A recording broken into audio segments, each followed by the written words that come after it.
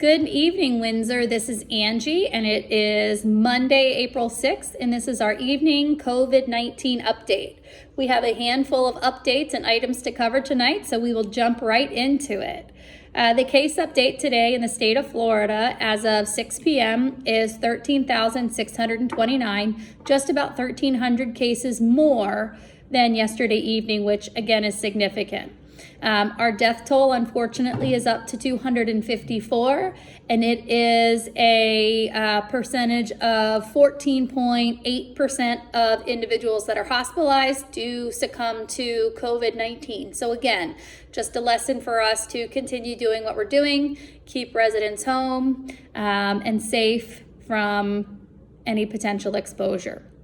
Osceola County is at 241 cases, and again, Orange County continues to grow every day significantly and is currently at 754 cases. So again, a 1,300 case jump is significant, and as you know, those are only the number of confirmed cases, so individuals that have been tested.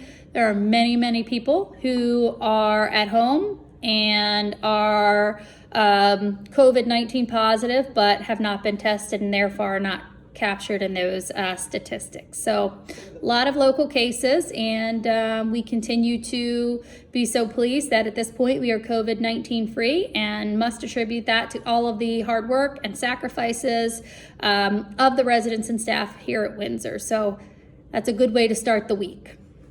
Okay, jumping into items. Last night I talked about deliveries, the 9 to 11 deliveries, and everybody's been doing a pretty good job of staying within that window.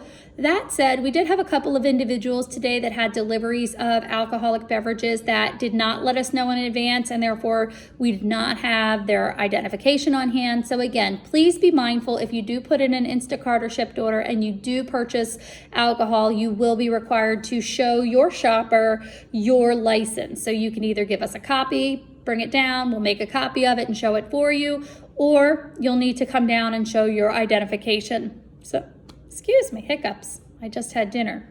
I had the sole, it was very good. Anyway, let's see. Speaking of dinner, I have been getting a little bit of increased concern today in regards to meals, specifically on the club side related to delivery times as well as meal items and variety. So I know that sometimes it's hard for us to keep in mind, because we are at Windsor, that we are at, and that things are, while they're not normal, because we are doing this very different style of life right now, and that we're staying in our apartments, etc., we are kind of in our own little world that is Windsor. And sometimes I think we do forget that we are in the midst of a global pandemic, right? So we are in crisis as a world, as a country, as a state, as a community, etc.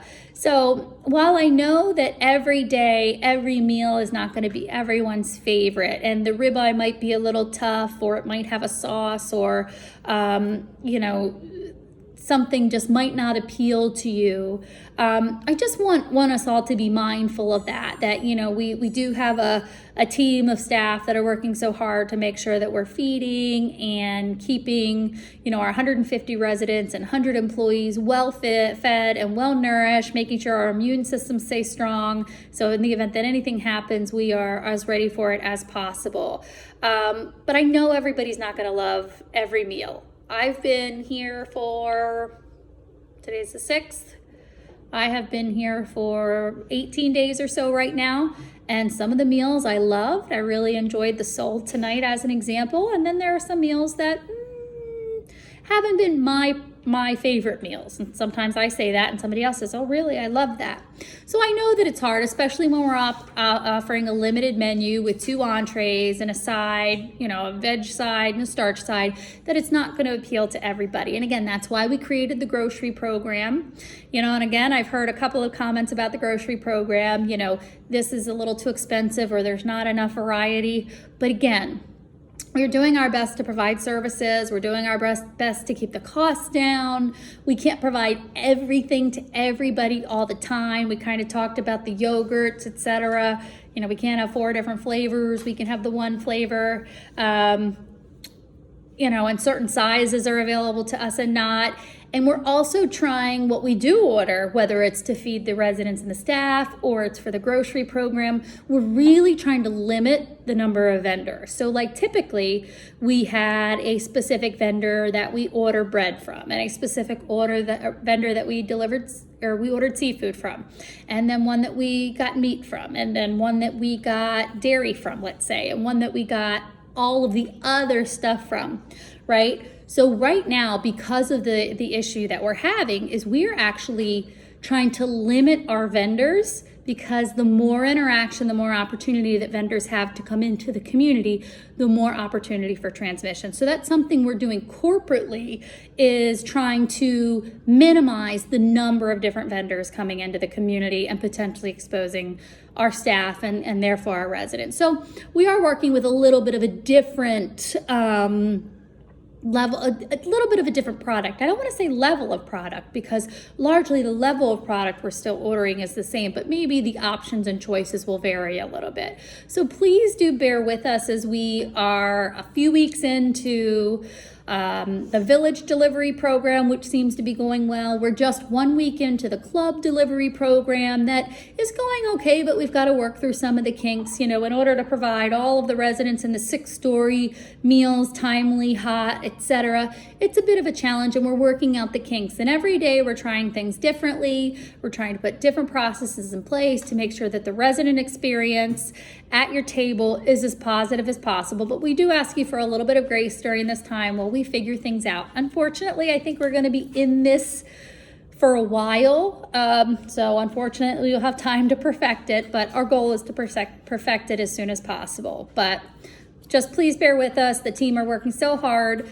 Please, please, please, if you have any questions about the menu on any given day, please feel free to talk to any of the server staff that are delivering your meals, okay? Whether it's Shelby or, Grace or whoever it is that comes up and collects your menus, ask questions. There are certain things where there are words that I don't necessarily know what something is. I chatted with this about Shelby today. I'm going to try to maybe add a little bit of description where we can, maybe tweak the menus a little bit, but to make it more user-friendly for the residents, right? To remind you what the always available items are. Because yes, we just have the 2 entrees for breakfast, lunch, and dinner, and the sides. But as an example, for breakfast, don't forget we've got, I think I went through all the breads we have today, and we've got like wheat and white and rye. We've got English muffins. We've got English muffin bread, which everybody loves. We've got regular bagels. We've got everything bagels. We've got oatmeal, and we can get you oatmeal with all the fixings too, with brown sugar or the granola and the berries. You do the yogurt with granola and the berries. So I'm working on ways to make sure everybody knows those things are still available. They are on the menu, but they might not look like they have all the bells and whistles. So I'm going to work on that a little bit. I already started the process, maybe going to test a few different ways of doing it, just again to really try to improve the resident experience to the degree we can, given the situation. But if you have questions, please ask them. There's plenty of staff interaction. Please ask the staff. Please ask them for clarification. If you want sauces on the side and things like that, just mention it. We're going to try to make sure we're really doing a better job of when something does have a sauce, indicating it so residents can make those requests. So it's something we're definitely looking at and we want to improve. We know right now it's a lot of what we do. I mean, last week at one point I was like, oh my God, I feel like, I end one meal and it's time to start the next. And I know everyone's feeling that way right now, not just at Windsor. It's kind of one of those things you look forward to. Okay, well, we're done that. Well, what's for dinner? So it's very common. So anyway, I just wanted to talk a little bit about that and let the residents know generally that it's something we're going to continue to work on. We're going to try to keep it interesting, try to keep it tasty, give you some variety, and most of all, make sure everybody is taking in good nutrition and has the strongest, strongest ability possible should we have any issues in the community. Put you in a good position to defend it. So one other thing in terms of meal delivery, in the event you think your meal is late or goodness, you've been missed for some reason, which has, happened, please call the concierge at 931 Food and beverage staff are carrying radios right now, as well as myself, Linda, and Glenn, who are in the building 24 hours a day. So if there is any issue, and Chef is here too, there are people here that can get you your meal brought up, make sure it gets sent over, etc. So please don't hesitate to call 931 if you have any issues. We can call the staff from there. Please don't leave your apartment, go looking on different floors for your meal, because again, one of the big goals that we've put out there is to make sure that we're staying in our areas, because in the event we have a case, that we're able to contain it in that one area or on that one floor. Okay, so please be mindful. All right, I think that's it for food, but thank you to everybody. We know it's not perfect, and we know it's going to be a little bit of a process. Talking as well to Shelby about any equipment we might need to give the staff the best opportunity to give you the best experience. So it's an ongoing process. Let's see. Just a reminder about social distancing. I had a couple of residents approach me today, and they got in my personal space, as I should say. They got in my space. So anyway, just be mindful. And it's not, I took a step back, and I didn't mean to, I think I might have made somebody feel offended. I didn't mean to. I'm just trying to make sure that I'm keeping my distance from you to protect you, and vice versa. And it's hard. It's a little weird when somebody wants to talk one-on-one with you and all of a sudden you're like, 6 feet away from each other. It's a little odd, and it takes a little bit of getting used to, but please note, if any of the staff do that, they are instructed to maintain that 6 foot social distancing, and we hope you'll do that too. Same thing when you're sitting outside. Please be mindful. We've got signs on chairs, signs on the benches, but we want to make sure that residents are maintaining that proper distancing from each other. We're still encouraging residents to get outside, but we have to be practicing that social distancing. Okay?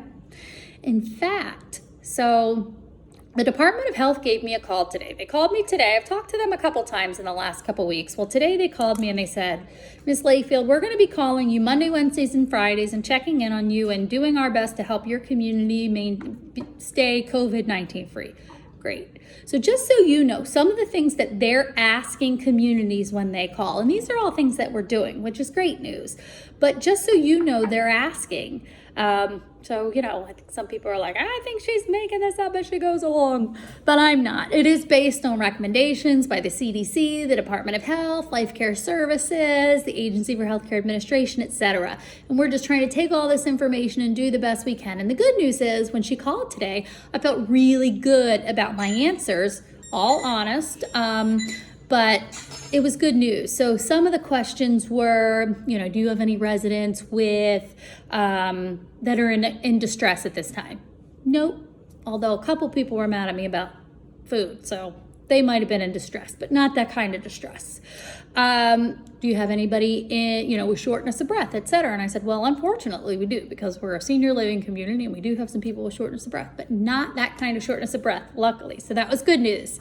So nobody showing symptoms of COVID-19, no positive tests for COVID-19, great news.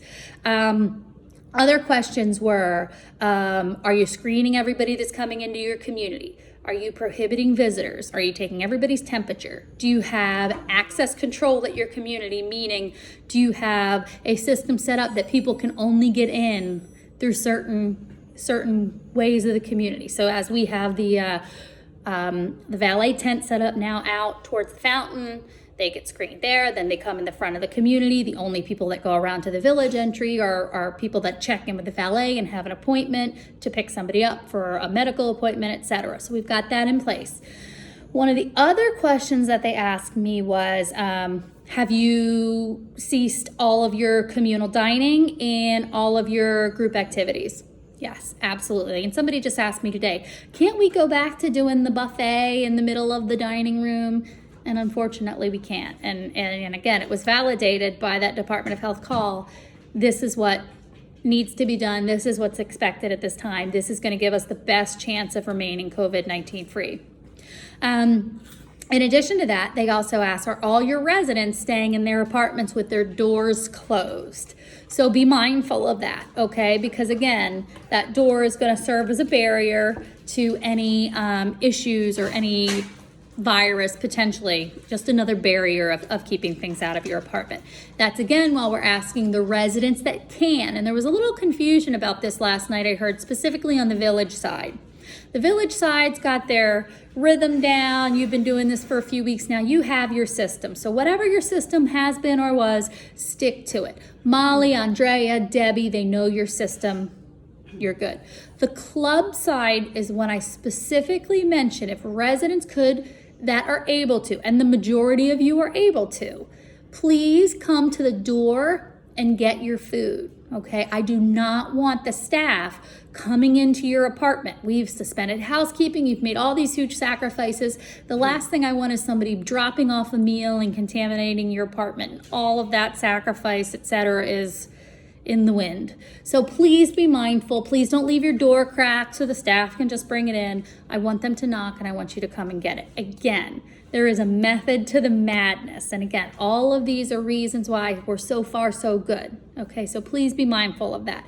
Village residents, keep doing what you've been doing. Club residents, if you are able to, please get up, answer your door, and take your food at the door and carry it into your apartment. Okay? Let's see what else I have here. Let's see. So we talked about the Department of Health. Just a couple, we'll call them housekeeping issues. We unfortunately had a bit of a backup on Saturday. We had a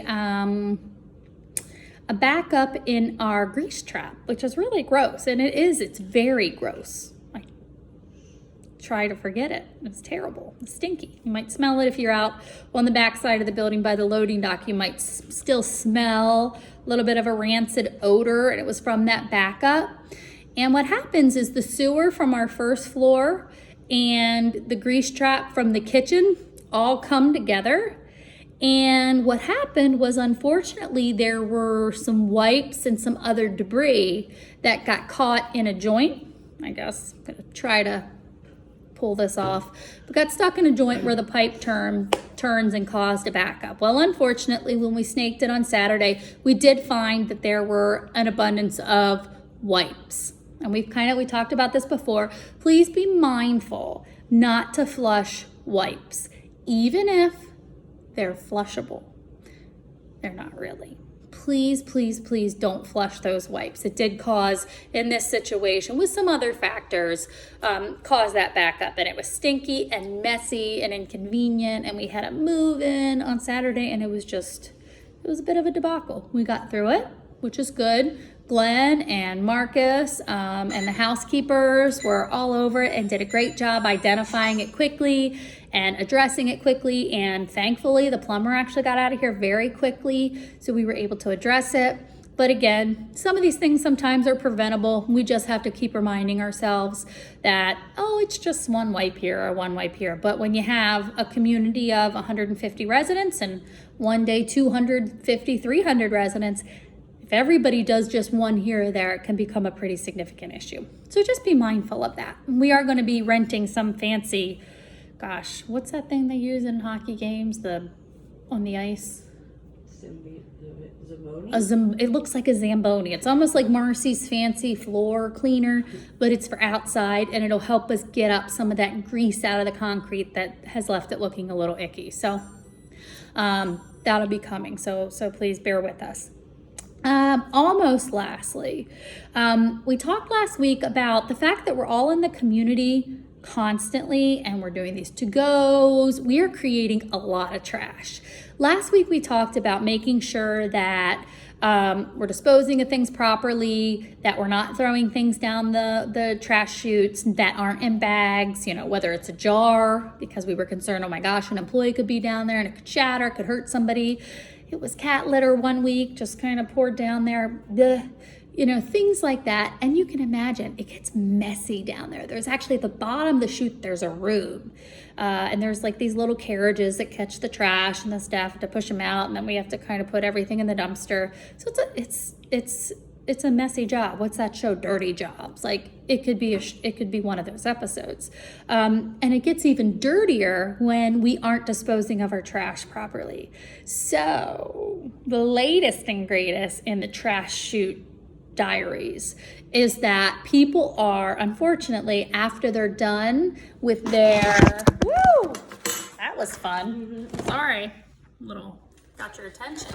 Forgot this was, but if people get done their lunches, dinners, breakfasts, etc., they are just taking them, and again, they're like, oh, I don't want trash to build up in my apartment. I get that.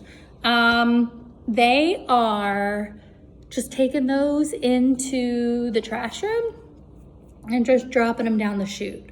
And sometimes there's leftover food in there, might be like mine. There's like, a quarter of a baked potato, there's a lemon wedge, probably some cream sauce left on my box, and a few carrots. I didn't eat all my carrots. They were good, but I didn't eat all my carrots. So that's gonna end up everywhere. So this morning, the housekeepers unfortunately had to go and deep clean the trash room because it was so soiled with so many boxes now. I'm gonna tell you a little secret. The boxes have your apartment numbers on them. So fair warning. Just need to remind everybody, please put them in a trash bag. I think what Glenn and Marcy are gonna try to do tomorrow is add a trash bag to one of the deliveries tomorrow for food so that residents we want to make sure you have trash bags, and that's not a reason, so you can put them in that. But please don't put them right down the garbage chute. So we're giving everybody a get out of jail free before the trash inspector, probably Glenn, comes and reminds you. Again, it's just one of those things. I think people were like, oh, I'll just toss this, and not really thinking about it. And unfortunately, again, same thing with the wipes. If enough people do it, it can create quite a mess and quite a odor. And when we have odor, we have food debris, we have the potential for pests. And we are trying to fight that battle too, and keep the community pest free. So that's something else to remind everybody of. So I think that's enough trash talk tonight.